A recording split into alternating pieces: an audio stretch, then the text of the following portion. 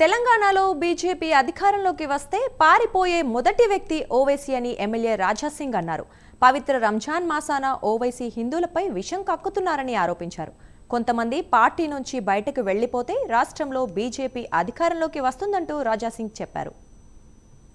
మేము భయపడే వ్యక్తులు కాము, భయపడే వ్యక్తులు పాకిస్తాన్ ఉరికిపోయినారు, మేము కొట్లాడతాం ఆ విధంగా కామెంట్ చేస్తుండు.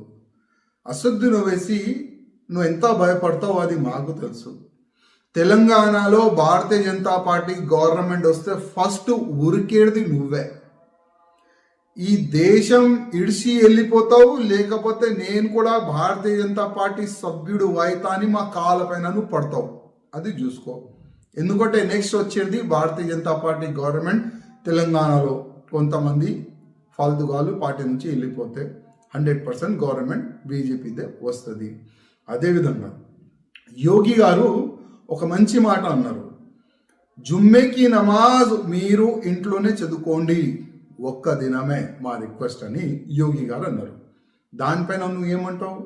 ఇప్పుడు యోగి నేర్పిస్తారా నమాజ్ ఎక్కడ చదువుకోవాలి అని నువ్వు కామెంట్ చేస్తున్నావు. బుద్ధి లేని ఓవైసీ, నువ్వు కొద్దిగా ఆలోచన చేసినావా యోగి గారు ఆ మాట ఎందుకన్నారని? యోగి గారి ఆలోచన ఏ విధంగా ఉందంటే ఎక్కడ కూడా కమ్యూనల్ వైలెన్స్ కాకూడదు. మేము